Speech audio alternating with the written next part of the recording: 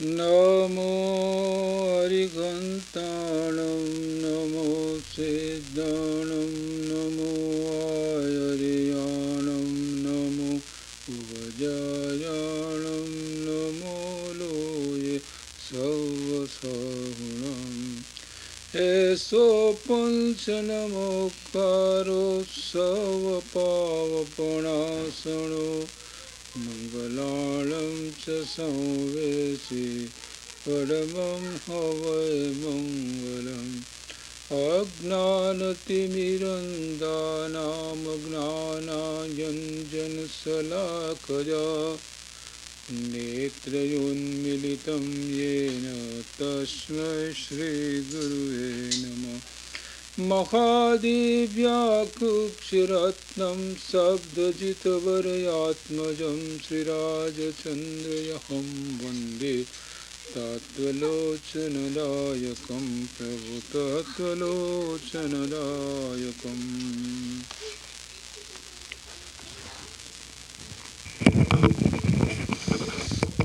આ સમયસાર શાસ્ત્ર આચાર્ય ભગવાન કુનકુન દેવનું છે અને એની અંદર આ સંવર અધિકાર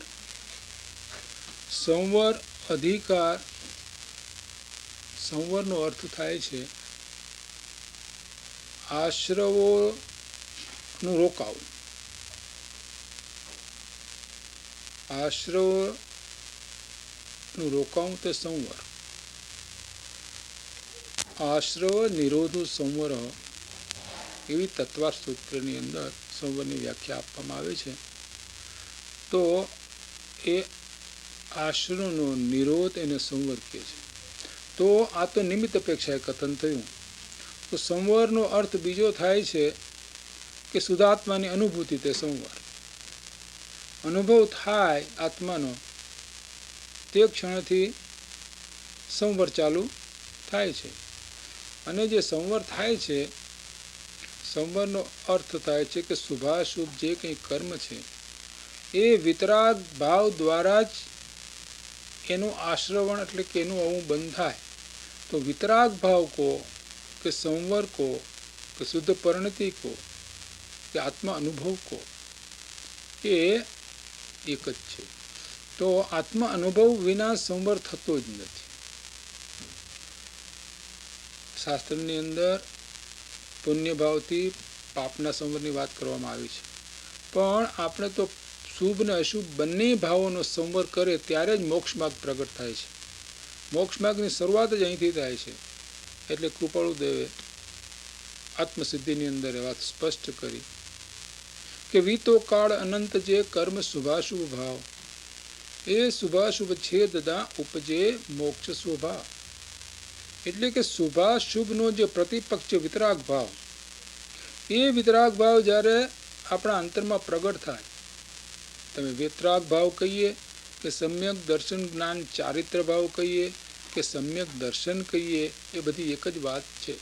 તો જ્યાં સુધી આત્માનો અનુભવ થતો નથી, એટલે કે જીવ જે મિથ્યા દ્રષ્ટિ છે એ સમ્યક દ્રષ્ટિ થઈને ચતુર્થ ગુણસ્થાનકે ના આવે ત્યાં સુધી કોઈ પણ પ્રકારનો સંવર એને છે જ નહીં. ચતુર્થ ગુણસ્થાનથી સંવરની ક્રિયા શરૂ થાય છે.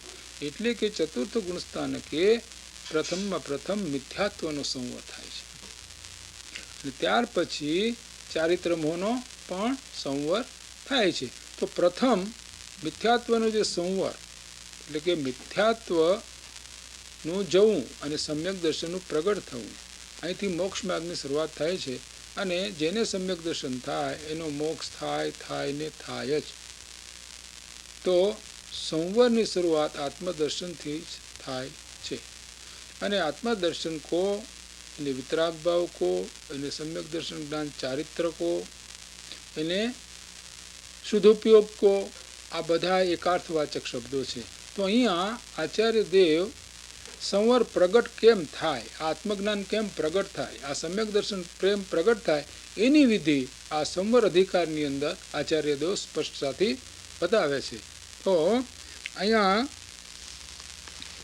ત્યાં સંવરના અધિકારની શરૂઆતમાં જ સકળ કર્મનો સંવર કરવાનો ઉત્કૃષ્ટ ઉપાય જે ભેદ વિજ્ઞાન તેની પ્રશંસા કરે છે. કે સંવર થાય ક્યાંથી, કેવી રીતે કરે જીવ. તો એના ઉપાયની એ વાત કરી છે. હવે ગાથા કહે છે કે ઉપયોગમાં ઉપયોગ કો ઉપયોગ નહીં, ક્રોધાદિમાં છે ક્રોધ, ક્રોધમાં હિજ નિશ્ચય, ક્રોધ નહીં ઉપયોગમાં ઉપયોગ છે નહીં. અષ્ટવિધ કર્મો અને નો કર્મમાં, કર્મો અને નો કર્મ કંઈ પણ છે નહીં ઉપયોગમાં. આવું અવિપરીત જ્ઞાન જ્યારે ઉદ્ભવે છે જીવને, ત્યાં રે ને કંઈ પણ ભાવ તે ઉપયોગ શુદ્ધાત્મા.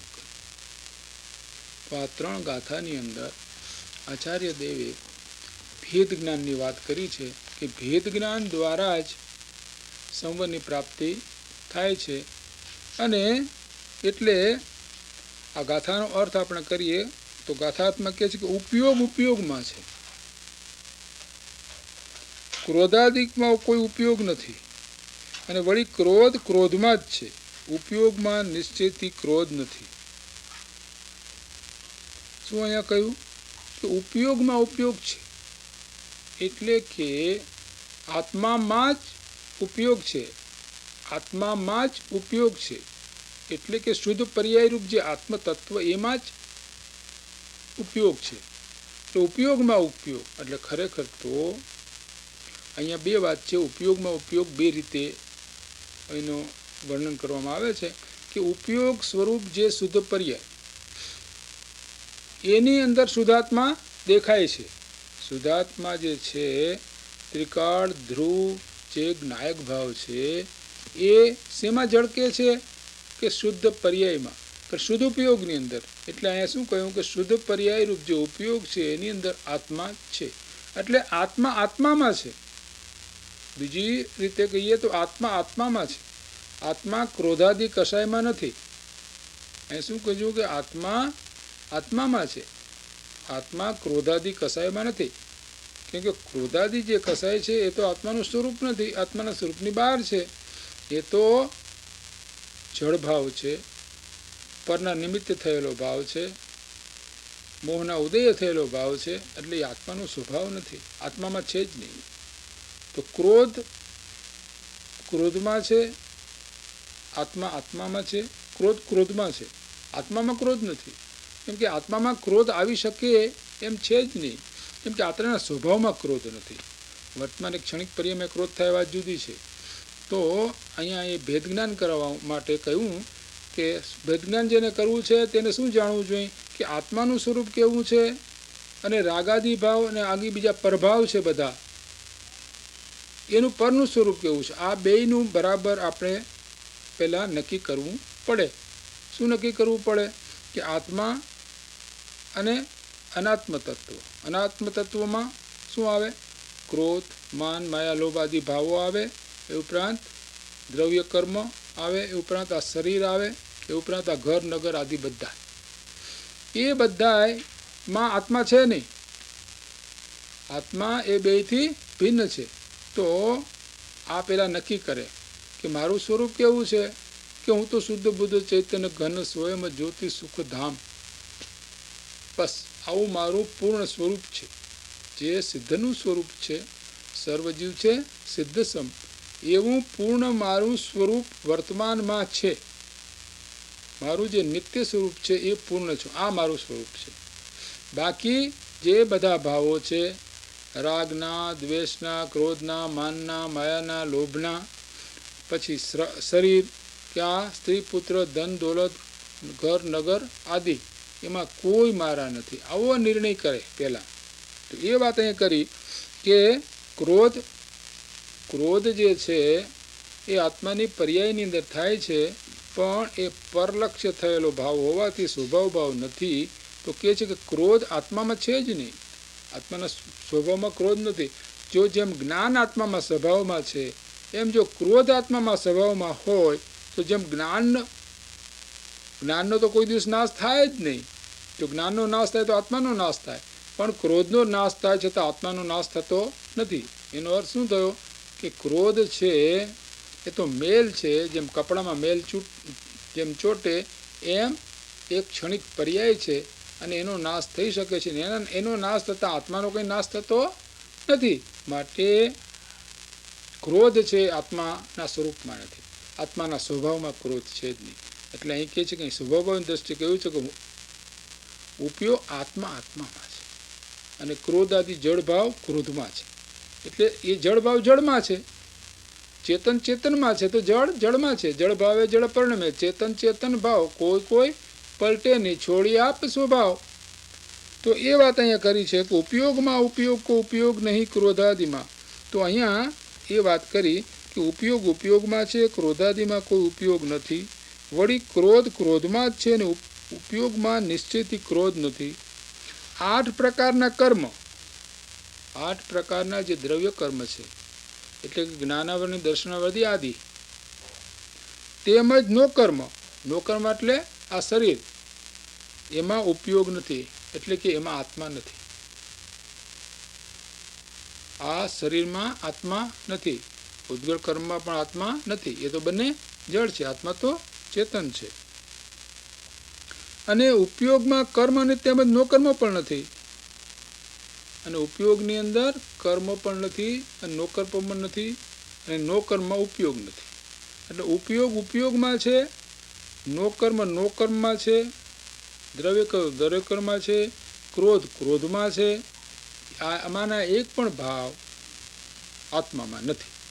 આવું પહેલાં સાધકે પ્રથમ આ આત્માના સ્વરૂપનો અને અનાત્માના એટલે જળના સ્વરૂપનો બરાબર વિચાર કરીને નક્કી કરવું કે મારું સ્વરૂપ શું છે. પછી જેમાં પોતાનું સ્વરૂપ, પછી એમાં વારંવાર પોતાપણું કરવાનું કે હું તો શુદ્ધ બુદ્ધ ચૈતન્ય ઘરનો બીજી સિવાય મારું કાંઈ નથી, શરીરે મારું નથી.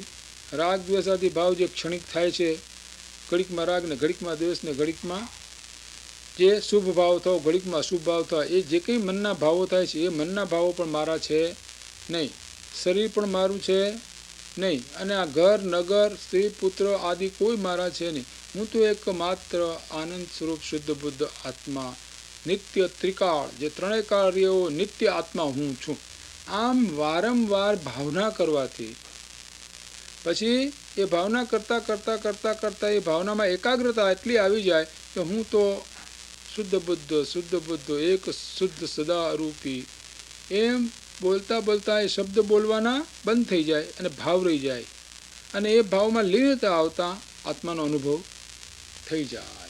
એટલે અહીંયા આત્માનો અનુભવ થયો એનું નામ સંવાર. આત્માનો અનુભવ થયો, બસ જે દિવસે અનુભવ થયો તે જ દિવસે જ્ઞાની છે એ રાગાદિભાવનો દ્રષ્ટા થઈ ગયો. રાગાદિભાવનું સ્વામીપણું જતું રહ્યું અને પોતાના સ્વરૂપમાં જ પોતાપણું થઈ ગયું. તો એ વાત અહીંયા આચાર્યદેવે બતાવી છે કે નો કર્મમાં ઉપયોગ નથી અને ઉપયોગમાં કર્મ તેમજ નો કર્મ નથી. આવું અવિપરીત યથાર્થ જ્ઞાન જ્યારે જીવને થાય છે ત્યારે તે ઉપયોગ સ્વરૂપ શુદ્ધાત્મા ઉપયોગ સિવાય અન્ય કોઈ ભાવને કરતો નથી. આવું જ્યારે વારંવાર વૈરાગ વિના તો વાત જ નથી. અંતરમાં તીવ્ર વૈરાગ થાય, એ તીવ્ર વૈરાગની ભૂમિકાની અંદર આ ભાવના દ્વારા આત્માનો અનુભવ થાય છે. વૈરાગ જેને નથી ને માત્ર આ બુદ્ધિપૂર્વકની ભાવના કરે તો એ કંઈ કામ આવે એમ છે નહીં. પણ વૈરાગની ભૂમિકામાં આ ભાવ, એટલે વૈરાગ જેમ જેમ વધતો જાય અને એ વૈરાગમાંથી ઉદાસીનતા આવે, અને ઉદાસીનતાની અંદર આ જાતનું વારંવાર ચિંતનથી વૈરાગ અને અભ્યાસ, આ બેથી જ આત્માના દર્શન થાય છે, એટલે કે આત્મા સ્વરૂપની પ્રાપ્તિ થાય છે. બીજો કોઈ ઉપાય છે નહીં એ સિવાય. તો એને માટે કોઈ કાળની મર્યાદા નથી કે ભાઈ 6 મહિનામાં થઈ જાઓ કે 12 મહિનામાં થઈ જાઓ કે 5 વર્ષમાં થઈ જાઓ કે 25 વર્ષમાં થઈ જાઓ. એ તો આપણે જેટલો પુરુષાર્થ કરીએ એ પ્રમાણે 6 મહિનામાં થાય ને 6 વર્ષમાં પણ થાય. એનો કોઈ ટાઈમનો અહીંયા કોઈ ટાઈમની મર્યાદા છે જ નહીં. કેમ કે પોતે કેટલો પુરુષાર્થ કરે છે, પોતે કેટલો લીન છે, એટલે તો કૃપાળુદેવે કહ્યું ને. વાત બહુ સરસ બતાવી દીધી છે કે વારંવાર પહેલાંની અંદર આપણે બતાવ્યું છે ને 20 પદની અંદર જે છે ને આપણો ભક્તિ રહસ્ય, એની અંદર હે પ્રભુ શું કહું દીના નાથ દયાળ, હું તો દોષ અનંતનું ભાજન છું કરનાર. એની અંદર પાછળ કહ્યું છે કે પ્રભુ લઈ લાગી નહીં, પ્રભુ લઈ લાગી નહીં, પડ્યો ન સદગુરુ પાય, દીઠા નહીં નિજ દોષ તો તરીએ કોણ ઉપાય. તો એને પ્રભુની એટલે આત્માની લય લાગે, એવી જ્યારે લય લાગે ત્યારે એને આત્મદર્શન થાય છે. એની પહેલાં લય લાગ્યા વિના આત્મદર્શન થતું નથી. તો એના ઉપયોગની એનું મન છે એટલું બધું અંદર તન્મય થઈ ગયું હોય છે કે બહાર કોણ આવ્યું કોણ ગયું આ તે વાતની પણ એને ખ્યાલ ન રહે. એટલી દશા જ્યારે આવે છે પછી આત્મદર્શન થાય છે. પણ એ બધી દશાઓ જેમ જેમ વૈરાગ વધે તેમ તેમ આવતી જાય. તો અહીંયા એ વાત કરી આ કેવી રીતે થાય. તો આમાં ભાવાર્થમાં આ વાત કહે છે કે ઉપયોગ તો ચેતનનું પ્રણમન હોવાથી જ્ઞાન સ્વરૂપ જ છે. ઉપયોગ છે એ ચેતનની પર્યાય છે તો જ્ઞાન સ્વરૂપ જ છે.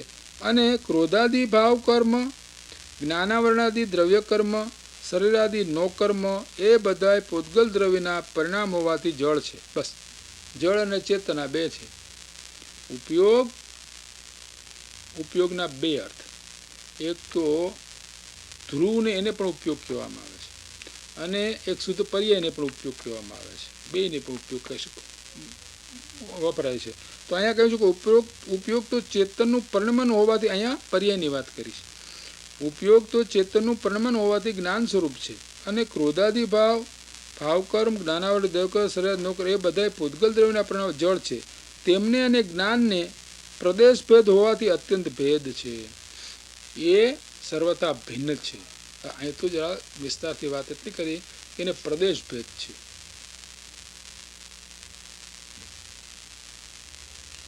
હવે આ પ્રદેશ ભેદ છે એ વાતમાં તો હવે તમે થોડું જરા સમજવું થોડું મુશ્કેલ છે. ટૂંકમાં આપણે એટલું યાદ રાખવાનું કે બંને સર્વતા ભિન્ન છે.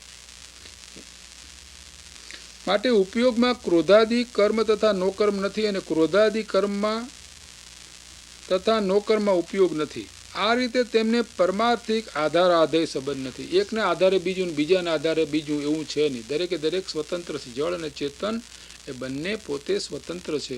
આવો વારંવાર વિચાર કરી નિર્ણય કર્યો ભાઈ ચેતન એ ચેતન, જળ એ જે જળ કોઈ દી ચેતન ન થાય, ચેતન કોઈ દિવસ જળ થઈ શકે નથી.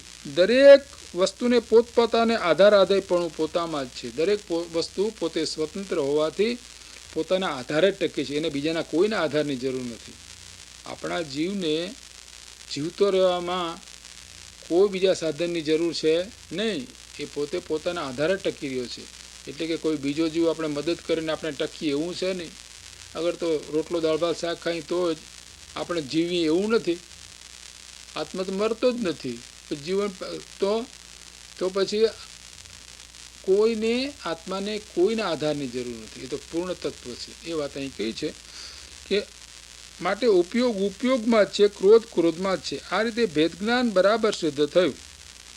ભાવ કર્મ વગેરેનો ઉપયોગનો ભેદ જાણવો તો ભેદ જ્ઞાન છે, વિજ્ઞાન છે.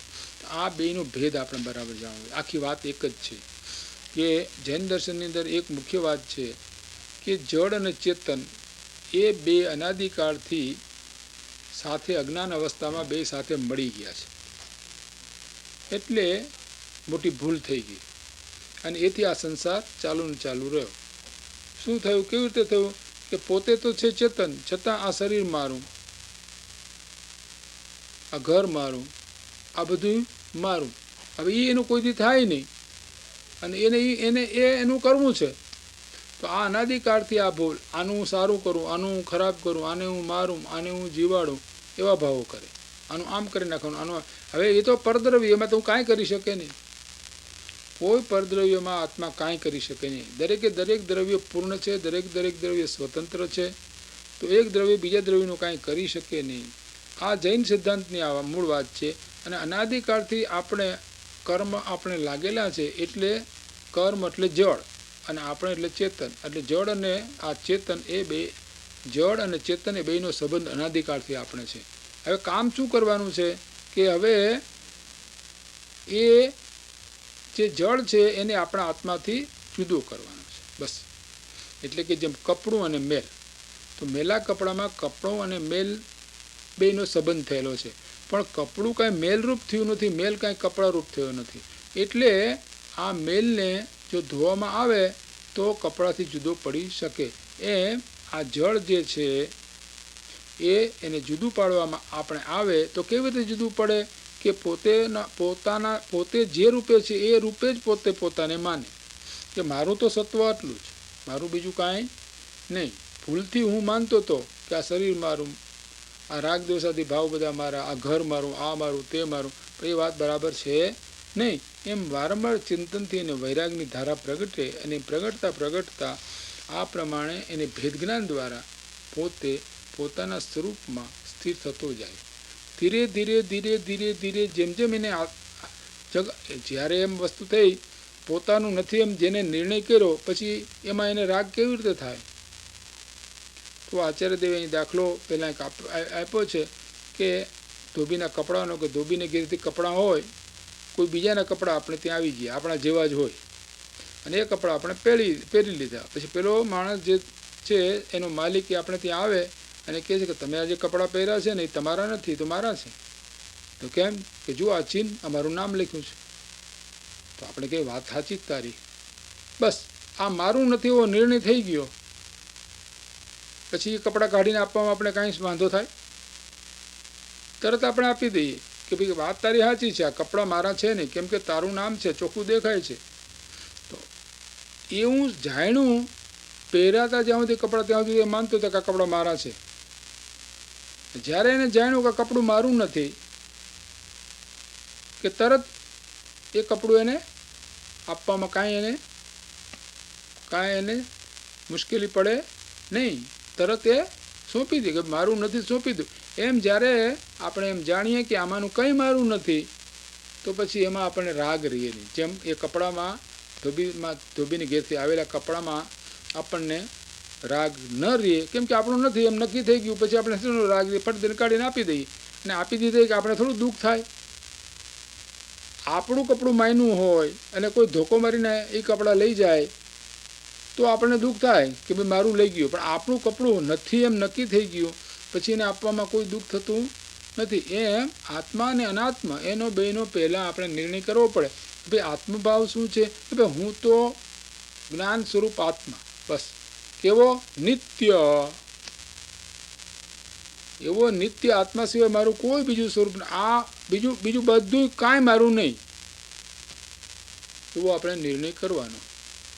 એટલે કૃપાળુદેવે એક વાત કરી છે કે આપણો આત્મા છે એ સિદ્ધના આત્મા જેવો છે, પણ સિદ્ધનો આત્મા છે સોના જેવો છે, અને આપણો આત્મા છે એ સોનું તો ખરું પણ કથિર મિશ્રિત સોનું છે. તો આપણે કરવાનું શું છે? સોનું તો ક્યાંય લેવા જવું પડે એમ નથી, ફક્ત કથિરને કાઢી નાખવાનું છે. તો કથિર કેવી રીતે નીકળે? તેજાબથી. તો આ ભેદ જ્ઞાન છે તેજાબ છે. આ ભેદ જ્ઞાન છે કે હું તો અશુદ્ધ બુદ્ધ ચૈતન્ય ઘન સ્વયં જ્યોતિ સુખ ધામ, બાકી મારું કાંઈ સ્વરૂપ નથી, આટલું જ. હું એક શુદ્ધ સદા અરૂપી જ્ઞાન દર્શન પૂર્ણ છું, બસ. આ સિવાય મારું બીજું કાંઈ નથી. એમ વારંવાર ભાવના કરવાથી આત્મ ભાવ અને ભાવતા જીવ લહે કેવળ જ્ઞાન. આ આત્માની આ ભાવના કઈ ભાવના? આત્મ ભાવનાની. કૃપાળુદેવ આત્મ ભાવના ભાવના જીવ લગે કેવળ જ્ઞાન અર્થે.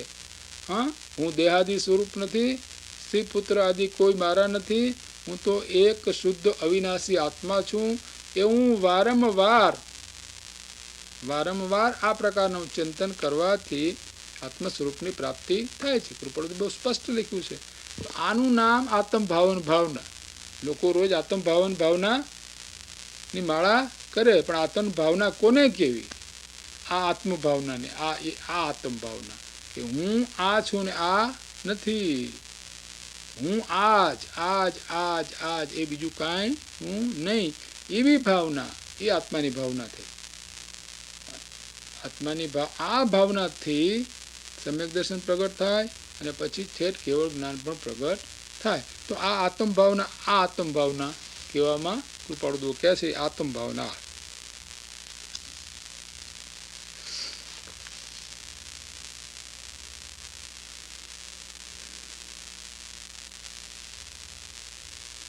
તો અહીંયા એ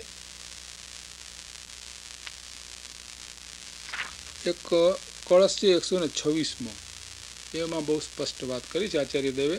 તો એનો અહીંયા ભાવાર્થ છે 126માં કળશનો ભાવાર્થ છે. તો હું વાંચું છું કે જ્ઞાન તો ચેતન સ્વરૂપ છે અને રાગાદી પૂતગલ વિકાર હોવાથી જળ છે. રાગાદી ભાવ તો જળ છે. જો ચેતન હોય તો એનો નાશ થાય નહીં. રાગનો નાશ થાય છે એનો અર્થ કે ચેતન નથી, એ તો જળ છે. પરંતુ અજ્ઞાનથી જાણે કે જ્ઞાન પણ રાગાદી રૂપ થઈ ગયું હોય એમ ભાસે છે. અર્થાત જ્ઞાન અને રાગાદિક બંને એક રૂપ જળ રૂપ ભાસે છે. જ્યારે અંતરંગમાં જ્ઞાન અને રાગાદીનો ભેદ પાડવાનો તીવ્ર અભ્યાસ કરવાથી ભેદ જ્ઞાન પ્રગટ થાય છે. આનો તીવ્ર અભ્યાસ કરવો પડે. તીવ્ર એટલે વારંવાર આનો અભ્યાસ કરવો કે મારું તો આટલું જ, બાકી મારું કાંઈ નહીં, મારું તો આટલું જ. બાકી જગતનું જે થવું થાય, છેદા હોવા, ભેદા હોવા, કોઈ લઈ જવા, કોઈ અન્ય રીતે કોઈ પણ પરિગ્રહ તે મારો નથી એમ જ્ઞાની કહે છે. શું કહે છે કે છેદાવું, ભેદાવ, આ બધી જે જળ વસ્તુઓ છે જગતમાં ગમે તે થાય, કોઈ નષ્ટ થાવ, લઈ જાઓ, અગર તો કોઈ રીતે જાઓ પણ પરિગ્રહ તે મારો નથી. આ ભાવના એટલે આ કંઈ મારું નથી એવી ભાવના વારંવાર કરવાથી અને જેટલી એની સાચી શ્રદ્ધા થતી જાય એટલું આપણું મિથ્યાત્વ ઘટતું જાય. અને ઘટતા એક વખત એવો આવે કે આપણે અંતર્મુખ થઈ અને આત્માનો અનુભવ કરી. આ વિધિ છે. તો અહીંયા એ કહ્યું કે આપણે પણ શું મુશ્કેલી શું થઈ કે જેમ અરીસો હોય, હવે અરીસો છે એ તો સ્વચ્છ અને ચોખ્ખો છે. હવે એની સામે આપણે લાલ ફૂલ મૂકીએ, હવે લાલ ફૂલનો ત્યાં લાલ દેખાય અરીસાની અંદર, પણ અરીસો કંઈ થોડો લાલ રૂપ થઈ ગયો છે. અરીસો તો જેવો છે તેવો સ્વચ્છ જ છે, એમાં કાંઈ લાલ રંગ આવી ગયો છે? અરીસાની સામે અગ્નિ સળગાવીએ, દેખાય અગ્નિના ભડકા અરીસામાં, પણ એ અગ્નિના ભડકા જે દેખાય છે એનાથી અરીસો થોડો ગરમ થઈ ગયો? અરીસો ગરમ થતો નથી. અગ્નિ અહીંયા છે, અગ્નિ 20 ફૂટ છેટી છે, છતાં અરીસામાં અગ્નિ દેખાય છે. તો એ અગ્નિ જે અરીસામાં દેખાય છે એ સાચી અગ્નિ ક્યાં છે? એ તો માત્ર એનું પ્રતિબિંબ છે. એમ આત્માના જ્ઞાનરૂપ જે સ્વચ્છ અરીસો છે જ્ઞાન, એ જ્ઞાનની અંદર આ બધા રાગાદી ભાવો દેખાય છે અને આપણે માની લઈએ કે રાગાદી ભાવો મારા છે. આ ભૂલ છે. જેમ બાળક હોય અને એક રમકડું હોય અરીસામાં દેખાતું હોય તો દોડીને તરત પકડવા માંડ, રમકડું પકડવા જાય, પણ એમાં રમકડું હોય તો હાથમાં આવે ને. તો ભ્રાંતિથી બાળક દોડે છે એમ આપણે આપણા જ્ઞાનરૂપ અરીસાની અંદર આ બધાય ભાવો, રાગ, દ્વેષ અને આ બધા ઘરોબરો આ બધાય અંદર દેખાય છે. એટલે કે જાણે આ બધું મારું ન હોય એમ લાગે છે, પણ પોતે ભૂલી જાય છે કે પોતે તો સ્વચ્છ આત્મતત્વ જ છે. આ કોઈ મારા છે નહીં, આ તો મારી સ્વચ્છતા, જ્ઞાનની સ્વચ્છતામાં આ બધું દેખાય છે. તો આ પ્રમાણે બરાબર જાણે તો સમજે કે આ કોઈ ભાવ મારા છે નહીં, તો એમાં મારાપણું કરે નહીં. તો આવું મારાપણું જ્યારે સર્વથા છૂટી જાય ત્યારે એને આત્મદર્શન થયા વિના રહે. એટલે કે આ પર કોઈ પદાર્થ મારા નથી, હું એમાં કોઈ પણ પ્રકારનું આઘું પાછું ફેરફાર કરી શકું નહીં, એનું કોઈ ક્રિયા હું કરી શકું નહીં, કોઈની કાંઈ પણ ક્રિયા, કોઈને હું જીવાડું, કોઈને હું મારું, એ કોઈ વાત આત્મા કરી શકતો જ નથી. આત્મા તો અરૂપી અતિ સૂક્ષ્મ ચીજ છે. એ આ જગતના કામો અને જળના કામો થોડા કરતા હોય, પણ અનાદિનું આપણે જૂઠો આ જેમ અરીસાની અંદર દેખાય, અરીસાનું મૂળ સ્વરૂપ જ નથી દેખાય. જેમ ઘણી બધી વાતો અરીસાને સામે મૂકી પછી 50 ચીજો તો જાણે મૂળ અરીસો દેખાય જ નહીં, બીજું જ બધું દેખાય. બધાય તો જેટલી વસ્તુઓ માગી બધી દેખાય, જાણે મૂળ અરીસો દેખાય જ નહીં. એમ આપણે પણ એમ જ થયું છે કે આપણો આત્મા દેખાતો નથી, બાકી બધું દેખાવા માંડ્યું. તો આ ભૂલ થઈ ગઈ. હવે આ ભૂલ ટાળવા માટે અહીંયા આચાર્ય દેવ કહે છે કે ભાઈ તારું તો સ્વરૂપ છે, તો શુદ્ધ બુદ્ધ છે, એવું ને એવું અરીસો સામે, અરીસાની સામે વિષ્ટા મૂકવાથી કંઈ અરીસાની અંદર વિષ્ટા આવી જવાની છે કે અરીસો વિષ્ટાથી ખરડાઈ જવાનો છે? એ તો માત્ર પ્રતિભાસ દેખાય છે. એમ જ્ઞાનમાં આ રાગાદી ભાવ દેખાય છે, એથી કરીને જ્ઞાન રાગાદી રૂપ થઈ જતું. આમ આચાર્ય દેવ સમજે છે કે અનંત કાળથી આ જીવે જે રાગાદી ભાવ અને બધા પરભાવો છે એના જ્ઞાનમાં જે જણાણા એ જ પોતાના માની લીધા, આ એની ભૂલ થઈ છે. હવે કહે છે કે તું તો જ્ઞાન છો ને આ કોઈ તું નથી, તું તો એકલો જ્ઞાન સ્વરૂપ આત્મા જ છો, બીજું કોઈ તું નથી. એવું વારંવાર અભ્યાસ કરવાથી આપણને જગતના પદાર્થો પ્રત્યે વૈરાગ જાગે અને પોતાના સ્વરૂપનો મહિમા આવે. આત્માનો પાછો મહિમા આવવો જોઈએ, પોતાનો આત્માનો મહિમા આવવો જોઈએ. આત્મા તો મહિમાવંત પદાર્થ છે. અનંત જ્ઞાન, અનંત દર્શન, અનંત ચારિત્ર કહ્યું ને, છૂટે દેહાધ્યાસ તો નહીં કરતા તું કર્મ, નહીં ભોગતા તું તેનો એ જ ધર્મનો મર, એ જ ધર્મથી મોક્ષ છે. તું છો મોક્ષ સ્વરૂપ, અનંત દર્શન જ્ઞાનમય, અવ્યાબાદ સ્વરૂપ. તું તો અનંત દર્શન જ્ઞાનમય, શુદ્ધ બુદ્ધ, એવું તારું સ્વરૂપ છે. તો આ બધા શાસ્ત્રો આ વાત સમજાવવા માટે છે કે ભાઈ તું તારું સ્વરૂપ ભૂલી ગયો છો, તું તો શુદ્ધ બુદ્ધ આનંદરૂપ એવો છો. તું તારા જ્ઞાનની સ્વચ્છતાની અંદર આ જગતના પદાર્થો દેખાય એમાં મારાપણું તું કરવા ભૂલથી કરી ગયો છો. તો હવે જાગીને એમાંથી મારાપણું છોડી દે અને એની ઉપેક્ષા કરીને તું તો જ્ઞાન સ્વરૂપ જ છે એ ભાવના તું વારંવાર દ્રઢ કરે તો તને તારું જે સ્વરૂપ છે એ દેખાશે. એ વાત અહીં કહે છે, આચાર્યદેવ સ્પષ્ટ સમજાવે છે કે ત્યારે એમ જણાય છે કે જ્ઞાનનો સ્વભાવ તો માત્ર જાણવાનો છે. જ્ઞાનમાં જે રાગાદિક થાય છે, કલુષ ભાવ થાય ભાષે, તે સર્વ પૂતગળના વિકાર છે, જળ છે. આમ જ્ઞાન અને રાગાદિકનો ભેદનો સ્વાદ આવે છે, અર્થાત અનુભવ થાય છે. અહીંયા શું છે કે આત્માનો અનુભવ થાય એટલે આત્માનો સ્વાદ આવવો જોઈએ. જેમ કેરી છે એ માત્ર જોઈએ કંઈ થોડું પેટ ભરાય, કે હાથમાં રાખે થોડું પેટ ભરાય, કે શું છે? એ તો એનો સ્વાદ ક્યારે આવે કે જીભ ઉપર મૂકીએ ત્યારે કેરી ખાટી છે કે મીઠીનો સ્વાદ આવે. તો એનો સ્વાદ આવવો જોઈએ. તો આત્માનો અનુભવમાં આત્માનો સ્વાદ આવવો જોઈએ. આત્માનો સ્વાદ કેવો? કે મહા એક વિલક્ષણ સુખનો, એક આપણે કોઈ દિવસ ન ભોગવું હોય એવું સુખ આપણને પોતાને અનુભવ થાય છે. આત્માને સ્વાદ છે, આત્માનો સ્વાદ આવે છે એટલે કે આનંદ રૂપ આત્મા છે. તો પોતે એવા પરમ શાંત આનંદમાં સમરૂપ પરિણામ એનું થઈ જાય છે. સમતા ભાવરૂપ જેનો છે એ ભાવરૂપ પોતે થઈ જાય છે અને ભાવનો પોતાનો અનુભવ થાય છે. અને એક વખત એવો અનુભવ થતા પછી આખા જગતમાં આખું જગતનું રાજ જ્ઞાન એને આપી દીધું કે ભાઈ મારે રાજ જોતું, મારી પાસે છે બધું છે, મારે હવે સુખ માટે ક્યાંય બીજે જવું નથી. મેં તો આ સુખ આ અનુભવી લીધું અને મારે તો આ સુખ આવે છે, મારે હવે બીજે ક્યાંય કોઈ ચીજ જોતી નથી. આ બધી ચીજો ઓછી થતી જાય એમ સારું, મારા ધ્યાનમાં રહીને હું વધારે વધારે સુખ મેળવું. તો એ વાત અહીંયા કરી કે આ પ્રગટ ભેદ જ્ઞાન, આ પ્રમાણે ભેદ જ્ઞાન કરવું. કોનું કરવાનું? આત્માનું અને જળ પદાર્થનું. એટલે કે આત્મા અને હું તો માત્ર નિત્ય નાયક ભાવ માત્ર છું, બાકી જે કંઈ છે એ હું મારું સ્વરૂપ છે નહીં.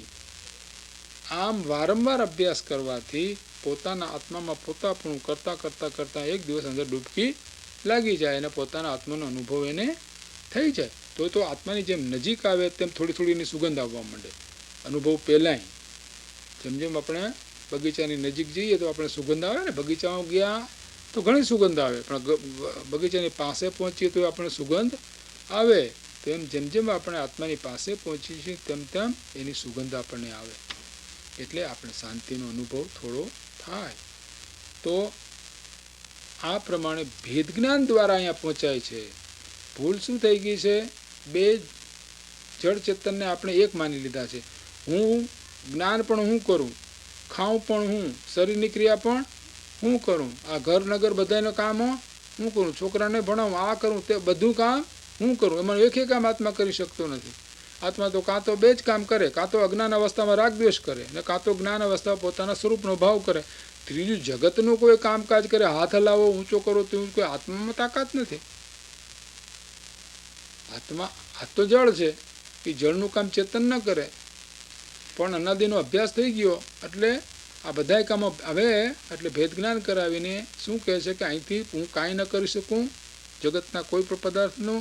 હું મારું સ્વરૂપ તો શુદ્ધ બુદ્ધ ચૈતન્ય આનંદ સ્વરૂપ જ છે. મારે મારા સુખને માટે કોઈ બીજાનો આધારની જરૂર છે નહીં. અને હું કોઈને સુખી પણ ન કરી શકું, કોઈ મને સુખી ન કરી શકે. હું કોઈનું કાંઈ ન કરી શકું, કોઈ મારું કાંઈ ન કરી શકે. આ વાત અંતરમાં નક્કી થાય એટલે કે પરનું સ્વામિત્વ પર મારું છે જ નહીં, પરનો હું ધણી છું જ નહીં. પરનું કર્તૃત્વ, હું પરમાં કાંઈ ફેરફાર, હું તો ચેતન સ્વરૂપ આત્મા અરૂપી બહુ સૂક્ષ્મ અરૂપી ચીજ છું. એ આ જગતના કોઈ જળ પદાર્થનું કાંઈ કરી શકું નહીં. આ ધંધા ધાપા છે એ તો બધા જળના, આ જે કંઈ દેખાય છે નજરે એ બધું જળ છે. ચેતન તો નજરે દેખાય નહીં આપણને, આત્મા દેખાય છે. જે કંઈ દેખાય છે એનું કોઈનું હું કાંઈ ન કરી શકું. આ જે કંઈ દેખાય છે એને જોઈ શકું, જાણી શકું, પણ એમાં ફેરફાર કરી દઉં એવું નથી. આ જ્ઞાન બરાબર થવું જોઈએ. જગતમાં એક પરમાણુ આગું, એક પરમાણુ અહીંથી આ આંગળી અહીંથી અહીં લઈ જવી એ આત્માની તાકાતની વાત નથી. એ ન જવી તો ન જાય, આપણે ઈચ્છીએ તોય ન જાય. તો આ તો આપણે ઈચ્છીએ અને થાય ક્રિયા એટલે આપણે એમ લાગી જાય કે આપણે કરીએ છીએ. એટલે આપણને થાય કે હવે દરેક, પણ તું ઘડો થઈશ ત્યારે લગાવ તો હાથ ઊંચો નહીં થાય, ઈચ્છીશ તો નહીં ઊંચો થાય. તો આ જળના કામ પોતે કરી શકે નહીં. પોતે તો માત્ર પોતાનો કાં તો સ્વભાવ ભાવ કરે, અજ્ઞાન રાગાથી ભાવ કરે. આ પ્રમાણે પોતે તો શુદ્ધ બુદ્ધ ચૈતન્ય સ્વરૂપ જ છે, બાકી જે કંઈ છે એમાંનું કંઈ મારું નથી. એવો વારંવાર અભ્યાસ કરવાથી, આ ભેદ જ્ઞાનનો અભ્યાસ છે, આનું નામ ભેદ જ્ઞાન, એનો અભ્યાસ કરવાથી એને આત્માનો અનુભવ થાય છે. તો આવું ભેદ જ્ઞાન થાય ત્યારે આત્મા આનંદિત થાય છે, કારણ કે તેને જણાય છે કે પોતે સદા જ્ઞાન સ્વરૂપ જ રહ્યો હતો, રાગાદી રૂપ કદી થયો જ નહોતો. એને દેખાય અરીસો તો અરીસો જેવો હતો એવો હતો, એની અંદર કંઈ બધું દેખાણું એટલે કાળો અરીસો થઈ ગયો થોડો, એમાં કાંઈ ફેરફાર હતો જ નહીં. એટલે આત્મા તો ત્રણેય કાળે જેવો છે તેવો ને તેવો જ રહે છે. નિત્ય આત્માની વાત છે. નિત્ય આત્મા, ધ્રુવ આત્મા, ત્રિકાળ આત્મા. નિત્ય આત્મામાં કાંઈ ફેરફાર થાય, જો કાંઈ ફેરફાર થાય તો નિત્ય કહેવાય જ નહીં. તો નિત્ય તો એવો ને એવો જેવો સિદ્ધ ભગવાનને છે એવો જ આપણો આત્મા છે.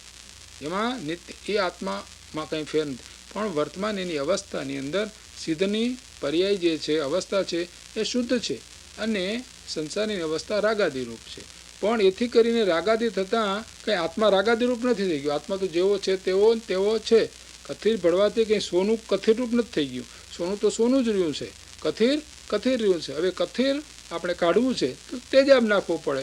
તો અહીંયા એટલે કૃપાળુ કાકાએ લખ્યું છે કે ભેદ જ્ઞાન એ જ્ઞાનીનો તેજાબ છે. તો વારંવાર આનું ચિંતન કરવાથી, ભેદ કરવાથી આત્માનો અનુભવ થાય છે. તો હવે આગળ હવે કહે છે કે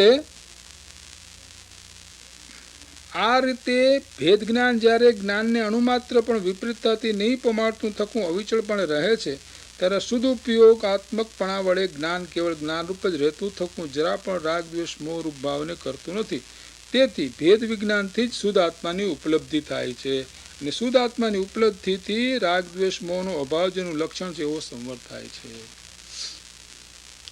તો અહીંયા રાગ દ્વેષ અને મોહ એનો અભાવ થાય છે. તો કેનીથી થાય છે કે ભેદ જ્ઞાન દ્વારા. આ ભેદ જ્ઞાન છે એ આત્મા સ્વરૂપની ચાવી છે. આના દ્વારા જ આત્માની પ્રાપ્તિ થાય, એ સિવાય બીજો કોઈ ઉપાય છે નહીં. કઈ સોનું આત્મા ક્યાંથી લેવા જવાનો છે? બાયણેથી બહારથી ક્યાંય લેવા જવાનો છે? તું પોતે આત્મા તો છો જ, પણ વાંધો ક્યાં આવ્યો કે જેમ પેલા અરીસાની અંદર બધાય 50 વસ્તુ દેખાવા માંડી તો અરીસાનું મૂળ સ્વરૂપ દેખાણું નહીં, એ જ દેખાવા માંડ્યું બધું. એમ આપણને આ રાગ ને ભાવ ને ઘર ને છોકરા ને એ બધાય દેખાવા માંડ્યા, અને એમાં આપણે મારાપણું થઈ ગયું. પણ એ તો ભાઈ અરીસાની સ્વચ્છતામાં બધું દેખાય છે. એ કે અરીસામાં આવી ગયું, આત્મામાં થોડું આવી ગયું છે. તો આ પ્રમાણે વારંવાર વિચાર કરીને કે હું તો માત્ર નિત્ય આત્મા છું, બાકી જે કંઈ છે એમાંનું કાંઈ મારું નથી, બસ ખલાસ, પૂરું થઈ ગયું. આમ વારંવાર ચિંતન કરવાથી, વારંવાર એ પ્રમાણે અંતરમાં ભાવ બેસાડવાથી, અને વારંવાર બીજામાંથી આપણા ભાવો રાગાદી ભાવ ઓછા થતા જાય, વૈરાગ આવતો જાય ને, આમ નક્કી કરી વૈરાગ આવતો જ જાય. એમ વૈરાગ આવતા આવતા તીવ્ર વૈરાગની દશામાં આપણને આત્માનો અનુભવ થાય, અને આત્માનો અનુભવ થાય એટલે મહા આનંદ પ્રગટે. એવો આનંદ પ્રગટે કે એ આવ્યો પછી કોઈ દિવસ જાય નહીં, અને એવી જાતનો કોઈ દિવસ આપણે અનુભવ્યો ન હોય, અને એવી જાતનો એ આનંદ આવે કે એમ થાય કે આખું જગતનું રાજ આપે તો મારે જોતું નથી, મારે તો આનંદ જોઈએ છે. એવી જાતનો આનંદ એને પ્રાપ્ત થાય, અને પ્રાપ્ત થયા પછી એને સંતોષ થઈ જાય કે બસ મારે જે જોતું હતું એ મને મળી ગયું છે, મારે બીજું કાંઈ જોઈતું નથી, જે મને જોતું હતું એ મને મળી ગયું છે. એટલે જ્ઞાની છે એ તૃપ્ત છે, કૃતકૃત્ય છે, જે કરવા યોગ્ય મેં કરી લીધું, હવે અમારે આ કાંઈ જોઈતું નથી. એટલે કૃપાળુદેવે કહ્યું ને, કોઈ લાખ રૂપિયા આપે તો જ્ઞાનીને હર્ષ ન થાય ને કોઈ લાખ રૂપિયા પડાવી લે તો જ્ઞાનીને શોખ થાય નહીં. જ્ઞાની પાસેથી કોઈ પૈસા લઈ જાય તો કે આમે કે જવાના જતા ને આ થોડા વહેલું પતાયું એમ કે એને એમ કાંઈ ન થાય કે હે મારા હતા ને શું થાય ને શું થાય, એને કાંઈ થાય જ નહીં. એને થાય કે હું તો આત્મા છું, અમર છું. હા, કેવો આત્માનો અનુભવ કર્યો? પાછું નિજ સ્વરૂપ જે શુદ્ધ ચેતના રૂપ અજર અમર અવિનાશી ને દેહાતીત સ્વરૂપ. ભાઈ શું અરે અનુભવ્યું. હવે આવું સ્વરૂપ જેને અનુભવ્યું એને એમ થાય કે આ શરીર તો કે જાય તો કાલ જતું, ભલે આજ જાય કે જ્ઞાનીને તો કાલ જતું ભલે આજ જતું રહે. શરીર સાથે મારા એક સંબંધ નથી એવો પોતે અનુભવે છે. અને પોતે અનુભવે છે કે આનો મારા આત્માનો કોઈથી નાશ નથી થતો એવો પોતાને અનુભવ થાય છે. નિત્યત્વનો અનુભવ થાય છે એને. પછી એને જગતના કોઈ પદાર્થ પ્રત્યે શું, દેહ જાય તો શું, દેહનું ગમે તે થાય તો શું, એને શું? એ તો સમજે દેહ મારો છે જ ને, હું તો આત્મા છું. એટલે કહ્યું ને, દેહ છતાં જેની દશા વર્તે દેહાતીત. તો જ્ઞાનીની દશા તો દેહથી જુદી પડી ગઈ. જ્ઞાની પોતે તો દેહથી જુદા થઈ ગયા. તો આ પ્રમાણે ભેદજ્ઞાન દ્વારા જ આ ક્રિયા થાય. તો એ પ્રમાણે આચાર્ય દેવે વાત કરી છે. આ રીતે ભેદજ્ઞાન જ્યારે જ્ઞાનને અણુમાત્ર પણ વિપરીત નહીં પમાડતું થતું અવિચળ પણ રહે છે, ત્યારે શુદ્ધ ઉપયોગ સ્વરૂપ આત્મા વડે જ્ઞાન કેવળ જ્ઞાનરૂપ જ રહેતું થતું, જરા પણ રાગ દ્વેષ મોહ ભાવરૂપ થતું નથી. અને આ પ્રમાણે જ્યારે અનુભવ થાય છે તે વખતે જ આશ્રવનો નિરોધ થાય છે અને સંવરની ઉત્પત્તિ થાય છે. તો સંવર કહો કે આત્મા અનુભવ કહો કે આત્માની શાંતિ કહો કે બધું એક જ છે. તો આશ્રવનો નિરોધ કહો, નિમિત્ત અપેક્ષા આશ્રવનો નિરોધ કહો. તો સંવર છે એ શુદ્ધ અવસ્થા છે, વિતરાગ ભાવ છે. તો વિતરાગ ભાવ પ્રગટે એટલે શું થાય? આપણે સંસાર ગયો. વિતરાગ ભાવ જે દિવસથી પ્રગટો તે દિવસથી સંસાર આપણો ગયો. પછી અલ્પ થોડોક સંસાર છે તો પૂરો થઈ જશે. એ ભવે થયો કે 5-15 ભવે થશે. જેમ આ વૃક્ષ હોય, આ કોઈ ઝાડ હોય, એનું મૂળ આપણે કાપી નાખીએ પછી પાંદડા કેટલો વખત લીલા રહેવાના? એ તો સુકાઈ જવાના છે. એમ આ સંસારનો પછી ચારિત્રમો થોડોક રહીએ, પૂર્વના કર્મને હિસાબે થોડો વખત રહીએ, પણ એ તો જવાનું જ છે. તો આને સંવર કે શું? આને કહ્યું કે ભેદ જ્ઞાનથી શુદ્ધ આત્માની ઉપલબ્ધિ અનુભવ થાય છે. અને શુદ્ધ આત્માની ઉપલબ્ધિથી રાગ દ્વેષ મોહનો અભાવ જેનું લક્ષણ છે એવો સંવર થાય છે.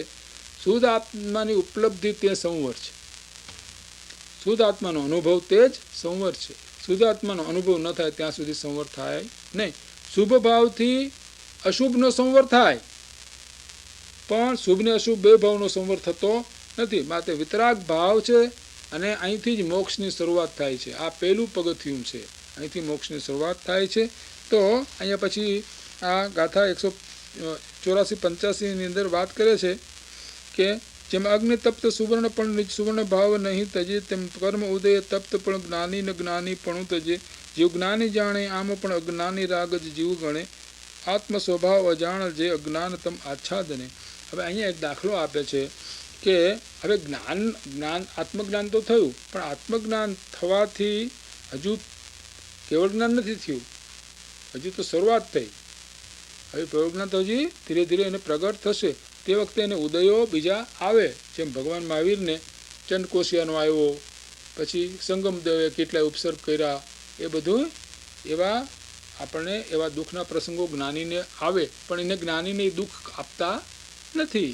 તો અહીંયા એ કહે છે કે જેમ સુવર્ણ અગ્નિથી તપ્ત થયું થકું પણ તેના સુવર્ણપણાને છોડતું નથી, તેમ જ્ઞાની કર્મના ઉદયથી તપ્ત થયો પણ જ્ઞાનીપણાને છોડતો નથી. જ્ઞાનીપણાને કોઈ દિવસ છોડતો નથી. જેમ સોનાને ગમે એટલું તપાવો તો કંઈ સોનું પલટીને કાંઈ ચાંદી થઈ જાય નહીં, કે સોનું પલટીને કાંઈ ધૂળ થઈ જાય નહીં. એમ જ્ઞાનીને ગમે એવા ઉદય આવે, આખું બ્રહ્માંડ ખળબળી જાય એવા એને ઉદય આવે, એની ઉપર એવા ઉપસર્ગો આવે કે તલવારથી મારે, તલવારથી કાપે, તો પણ જ્ઞાની એમ ના કે આ મને કાપે છે. કેમ કે એ તો સમજે કે હું તો શુદ્ધ બુદ્ધ આનંદ સ્વરૂપ નિત્ય છું, માને તો કોઈ કાપી શકવાની આ જગતમાં કોઈ તાકાત નથી. તો પેલી ગીતામાં કહ્યું છે નૈનમ શસ્ત્રાણી છેદયંતી નૈનમ દહતી પાવક. આત્માને કોઈ શસ્ત્ર છેદી શકતા નથી, કોઈ અગ્નિ આદિ બાળી શકતા નથી. એટલે હું તો શુદ્ધ બુદ્ધ છું, મારો દેહ જાયથી મારું કંઈ જતું નથી, તો એને એવું કાંઈ થતું. એટલે ગમે તેવા બાહ્ય ઉદયો આવે તો પણ, ગમે એટલા બાહ્ય ઉદયો આવે તો પણ જ્ઞાનીનું જ્ઞાનીપણું જતું નથી. જેમ સુવર્ણને ગમે એટલું તપાવો તો પણ જેમ સુવર્ણ એ લોખંડરૂપ થતું નથી, એમ જ્ઞાની છે પોતાના જ્ઞાન ભાવમાં જ રહે છે. ગમે એટલા બાહ્યના પરિસરો આવો, ઉપસર્ગો આવો કે ગમે એવા દુઃખો આવો તો પણ એ દુઃખ એ જ્ઞાનીને પોતાના સ્વરૂપમાંથી ચલાયમાન કરતા નથી. એ વાત અહીંયા સ્પષ્ટ એમને બતાવી દીધી છે.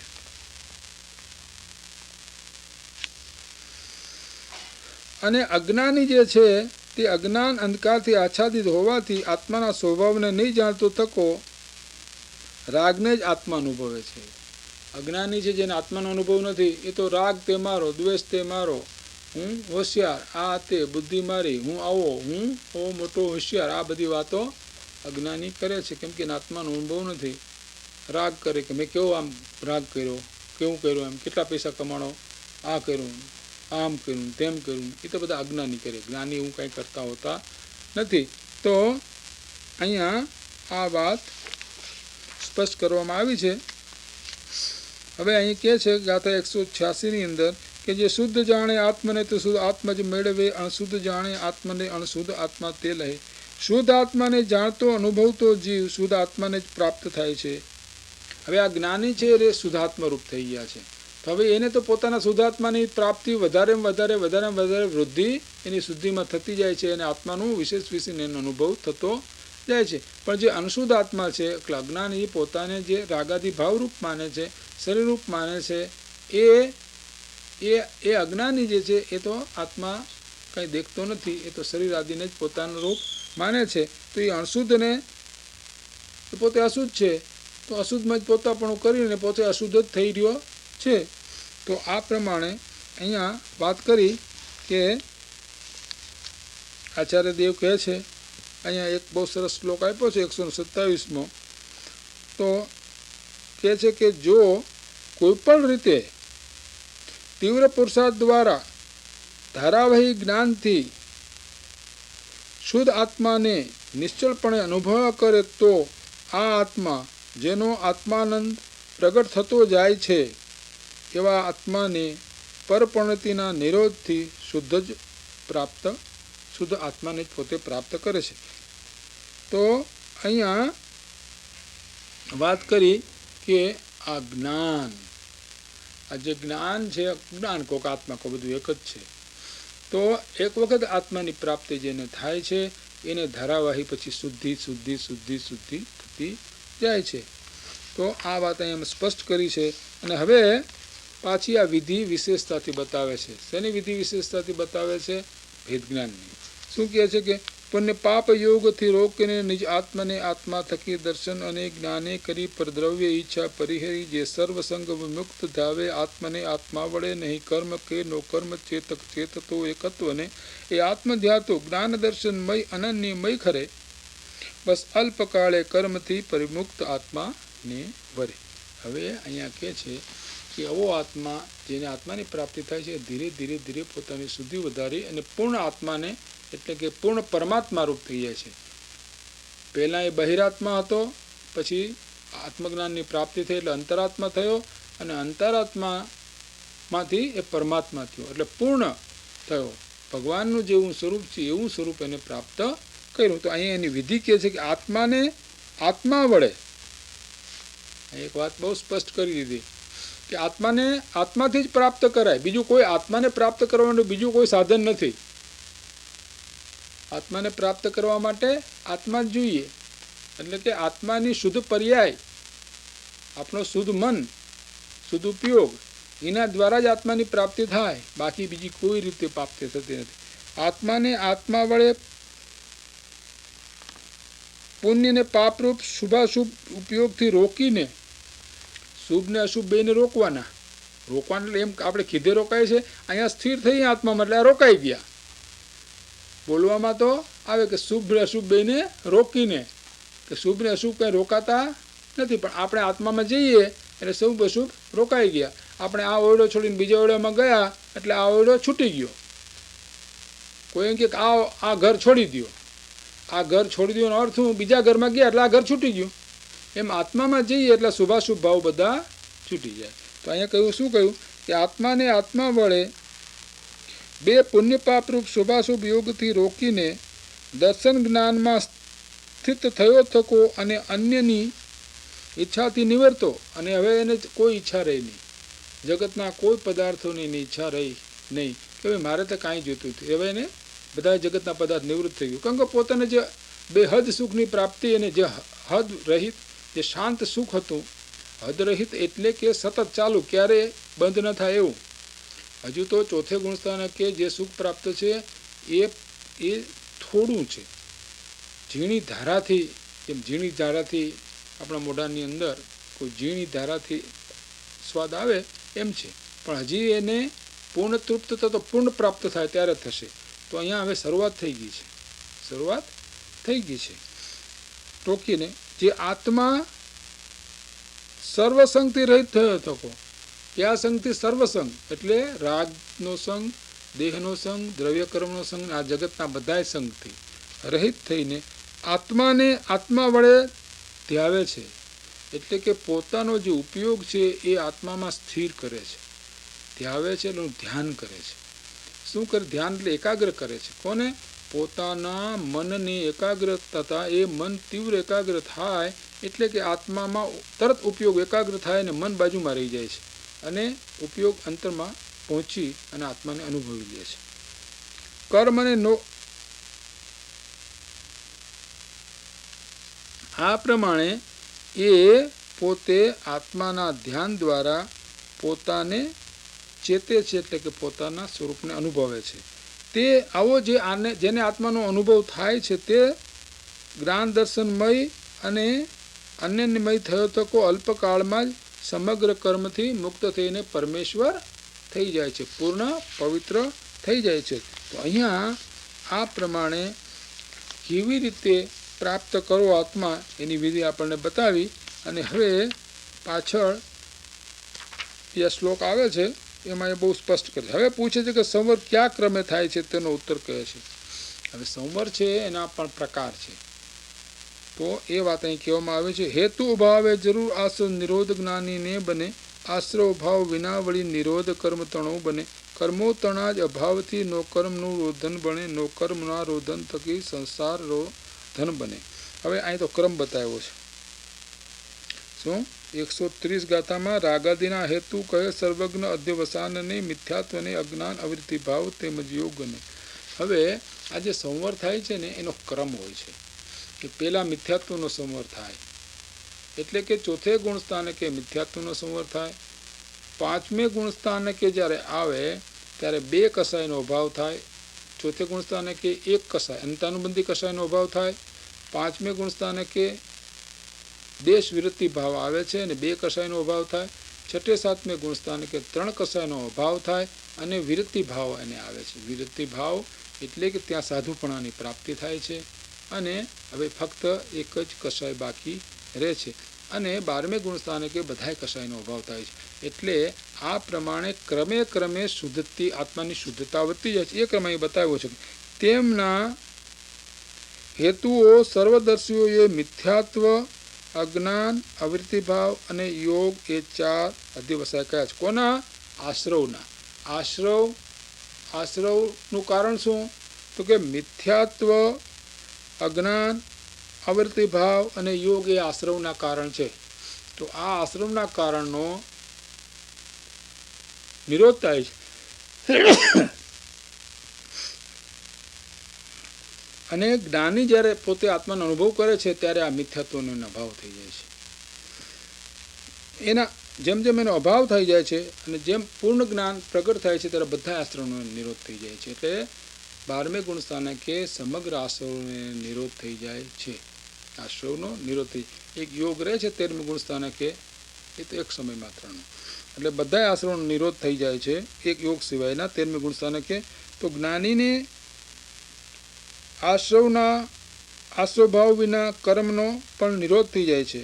વળી કર્મનો અભાવ થવાથી નો કર્મ એટલે શરીર, જો કર્મનો અભાવ થાય તો પછી શરીરનો અભાવ થાય, કેમ કે શરીર છે એ તો કર્મનું ફળ છે શરીર છે એ કર્મફળ છે. કર્મમાંથી આપણે મુક્ત થયા પછી આવા શરીરની કોઈ પ્રાપ્તિ આપણને થવાની છે નહીં. તો નોકર્મનો નિરોધ થાય છે અને નોકર્મના નિરોધથી સંસારનો નિરોધ થાય. પછી જ્યારે આ દેહ જ નથી પછી સંસાર રહે ક્યાંથી? આ પ્રમાણે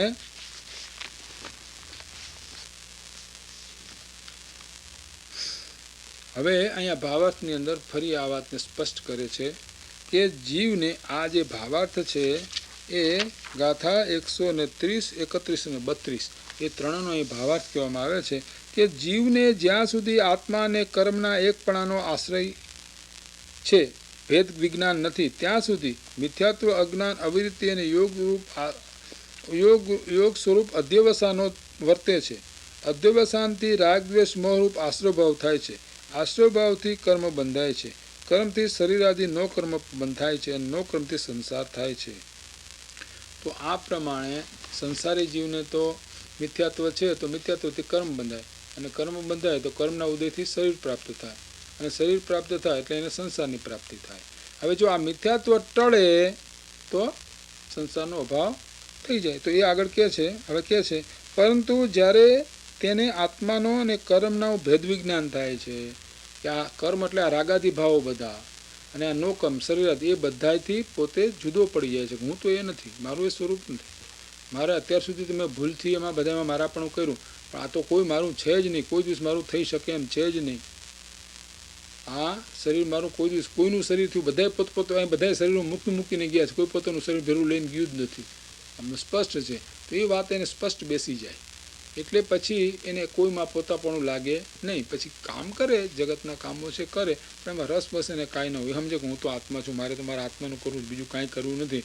હું મારા આત્મામાં કેમ મારા આત્માને પ્રાપ્ત કરું, કેમ સ્થિર થાય, એની જ વિધિ એ પોતે શોધે છે. તો અહીંયા એ બતાવે છે કે જ્યારે તેને આત્માનો અને ભેદ જ્ઞાન થાય છે ત્યારે શુદ્ધ આત્માની ઉપલબ્ધિ થવાથી મિથ્યાત્વ આદિનો અભાવ થાય છે અને અધ્યવસ્થાનના અભાવથી રાગદ્વેષ મોહનો અભાવ થાય છે અને આશ્રયનો અભાવથી કર્મ બંધાતા નથી અને કર્મના નથી તો પણ શરીર પણ છૂટી ગયું અને નો કર્મના અભાવથી સંસારનો પણ અભાવ થઈ જાય છે. તો આ પ્રમાણે સંવર દ્વારા, આત્માના દર્શન દ્વારા આ જે સંસાર છે એ સંસારનો નાશ થઈ જાય છે. હવે અહીંયા સંવર થવાના ક્રમમાં સંવરનું પહેલું જ કારણ ભેદ વિજ્ઞાન કહ્યું છે તેની ભાવનાના ઉપદેશનું અહીંયા કાવ્ય કહે છે. હવે એક શ્લોક કહે છે કે આ શ્લોક છે 129મો, કહે છે કે આ સાક્ષાત સંવર ખરેખર શુદ્ધ આત્માની ઉપલબ્ધિથી જ થાય છે. આ સ્પષ્ટ કર્યું. જ્યાં સુધી આત્માની પ્રાપ્તિ ન થાય ત્યાં સુધી સંવર થતો નથી, અગર ધર્મ થતો નથી, અગર તો મોક્ષ માર્ગ મળતો નથી. તો જ્યારે સમ્યક દર્શન થાય કે આત્મા અનુભવ, કોક સમ્યક દર્શન કોઈ બે એક જ છે, ત્યારે જ સંવરની શરૂઆત થાય છે. ત્યારથી જ કર્મનું આવવું રોકાઈ જાય છે. નહીંતર તો અજ્ઞાન અવસ્થામાં તો કર્મનો ઉદય થાય એટલે કર્મ ખરે અને પાછા કર્મ બંધાયા કરે. હવે જ્ઞાન થતાં હવે કર્મનો બંધ એને પડતો નથી અને જૂના કર્મો જે છે એ ધીરે ધીરે છૂટતા, નવા બંધાતા નથી. તો જૂના કર્મો જે છે ધીરે ધીરે ટળી જાય છે. કેમ? દાખલા તરીકે એક હોળી હોય. હવે હોળીમાં આપણે જતા હોઈએ નદીની અંદર અને એમાં હોળીમાં 2-3 કાણા પડી ગયા નીચેથી, તો એમાંથી પાણી આવ્યા જ કરે. પછી કે ઉલેચો પાણી, બધા પાણી ઉલેચા જ કરે કારણ કે નહીં તો ડૂબી જઈશું. પણ કાણા બંધ ન કરે ત્યાં સુધી પાણી ઉલેચાય જ કેવી રીતે? તો પેલો ડાયો માણસ કોકને કે પેલા કે તમે આ ઉલેચોમાં ને પેલા કાણા બંધ કરો હોળીના. તો હોળીના કારણા બંધ કર્યા કે તરત પાણીનું આવવું બંધ થઈ ગયું કે હવે તમે ઉલેચો તો ઉલેચાઈ જશે. તો એમ આ આશ્રવના દ્વારો આપણે બંધ કરીએ તો કર્મનું આવવું બંધ થઈ જાય અને કામનું આવવું બંધ થઈ જાય. તો બાકી જે હોળીમાં પાણી વધ્યું હતું એ પ્રમાણે જે કર્મ બાકી થોડા આપણે સત્તામાં પડ્યા છે એનો કર્મ પણ ધીરે ધીરે નાશ થઈ જાય. તો અહીંયા આ ભેદ જ્ઞાનની વાત કરેલી છે. એ જ વાત કરેલી છે. બસ